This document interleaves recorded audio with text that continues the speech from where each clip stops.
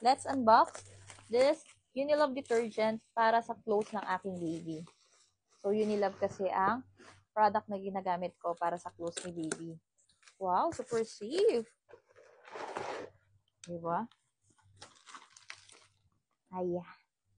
Mabuti naman at super safe and super sealed naman tong product na to. Dahil nga syempre, diba, sa mga courier, minsan, habang sa tagal ng biyahe, or kung sino man pinapapasa-pasahan na nito, may tendency kasi kapag liquid, is nababasag, or kaya naman po is nagli-leak.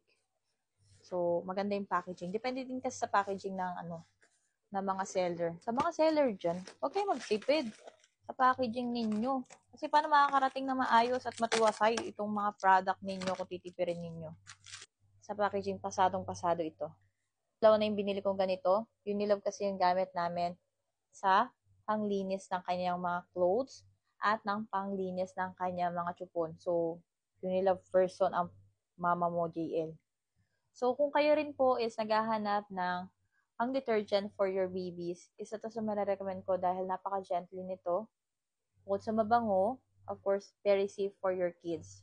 Kasi ang binibili namin mag-asawa is ganito, which is, madali siya maubos kasi nga hindi ko matansya.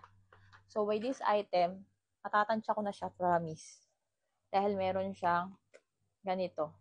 O, diba? So, yung takip niya na lang yung pagbabasihan ko kung magkano nga bang amount ng detergent ang ilalagay ko sa washing. Minsan kasi, sobrang dami kong nailalagay dahil hindi ko nga matansya. Kaya naman kung gusto niyo rin ng ganitong item guys, at Unilove lover din kayo, you can visit my basket guys.